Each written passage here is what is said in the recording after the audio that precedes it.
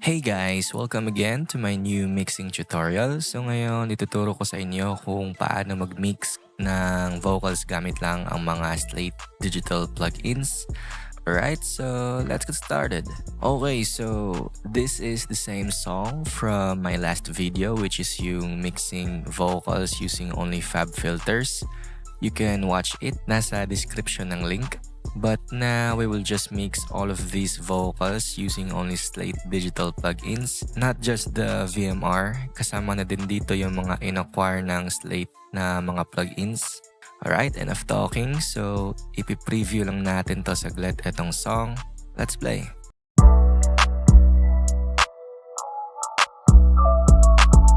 Sa madilim na kwarto nang ibabaw ang kinang sa maraming tao. Sa akin ka ngayong gabi yan ako sinisigurado. Ano pang hinihintay? Maghanap ka na ng pwesto.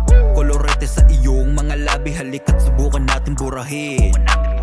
Matagal akong nagbaka sakaling magawa ang mga dapat kong gawin. Sobrang init na sa pakiramdam habang nakahiga sa kama nagpapalitan ang mga halik at mga yakap dating mali. Okay, so the first thing na in-add ko is Infinity EQ. Just a typical low cut lang to remove the extra low end. And then I dipped around 300 Hz, tas boost konti sa my mid-range and also sa my top end.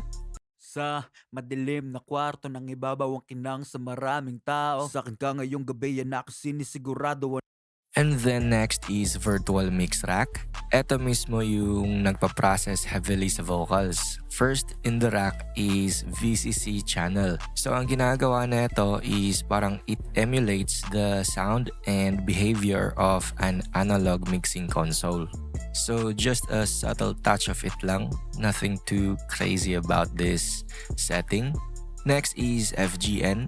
This is an emulation of a vintage Neve console. I could use yung SSL ng Slate pero mas gusto ko yung sound na tong FGN for this type of song. So what I did lang dito is boosting konti sa my top end and low pass in 80 Hz. Next is FG Stress. Almost no compression from this one. Ginagamit ko lang to for THD.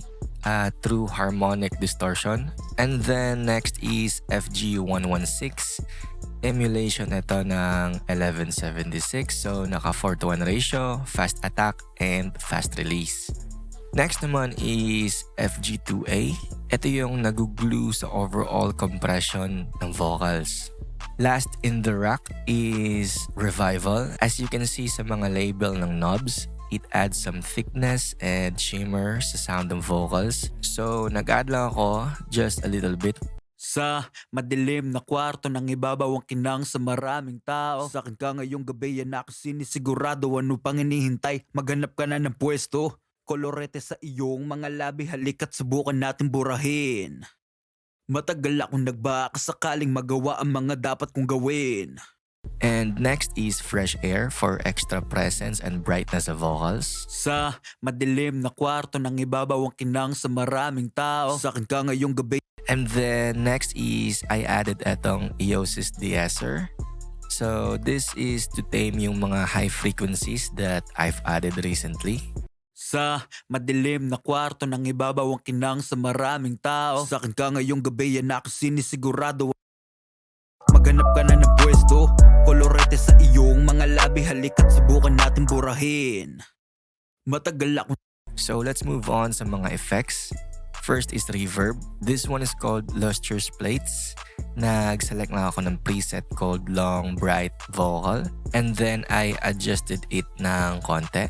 Sa madilim na kwarto nang ibabaw ang kinang sa maraming tao. Sa akin ka ngayong gabi yan ako sinisigurado. Ano pang hinihintay? Maghanap ka na ng pwesto. Kolorete sa iyong mga labi. Halika't subukan natin burahin. Next is repeater. Simple quarter note delay lang na naka-filter. And then, ito lang yung hindi Slate plugin na in-add ko for this session, our compressor ng waves. Kasi ito yung gamit ko for side-chaining the delay to the vocals. So for this, I don't want to hear the delay running around mismo throughout sa vocals.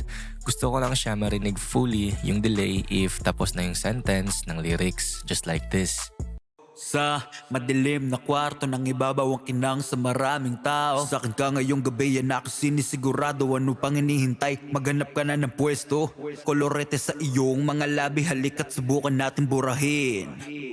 Matagal akong nagbaka sakaling magawa ang mga dapat kong gawin. And then I added Asus de-esser again to all of the vocals. Tas dito naman sa mix bus is meron lang infinity EQ na naka-low pass up to 20 to 25 Hz just to remove extra muddiness ng overall low end ng track. Tas virtual tape machine para mag-add ng konting color sa mix. Sa madilim na kwarto nang ibabaw ang kinang sa maraming tao. Sa akin ka ngayong gabi yan ako sinisigurado. Ano pang hinihintay? Maghanap ka na ng pwesto. Kolorete sa iyong mga labi, halika't subukan natin burahin. And then VMR with trimmer and revival. Nag-add lang ako just a little shimmer and then a trimmer para in case need ko mag-adjust ng overall levels, I can just trim it down easily. Sa madilim na kwarto nang ibabaw ang kinang sa maraming tao. Sa akin ka ngayong gabi yan ako sinisigurado. Ano pang hinihintay? Maghanap ka na ng pwesto. Kolorete sa iyong mga labi, halika't subukan natin burahin. Matagal akong nagbaka sakaling magawa ang mga dapat kong gawin. Sobrang init na sa pakiramdam habang nakahiga sa kama nagpapalitan ng mga halik at mga yakap dating malinam. So that is basically it guys kung paano mag-mix ng vocals using Slate Digital plugins. I hope you learned something new guys. Please like this video if nakatulong tong video sa inyo and subscribe ka na din if di ka pa nakasub sa channel ko. Anyways, thanks for watching guys. See you all again next time. Happy mixing and bye-bye.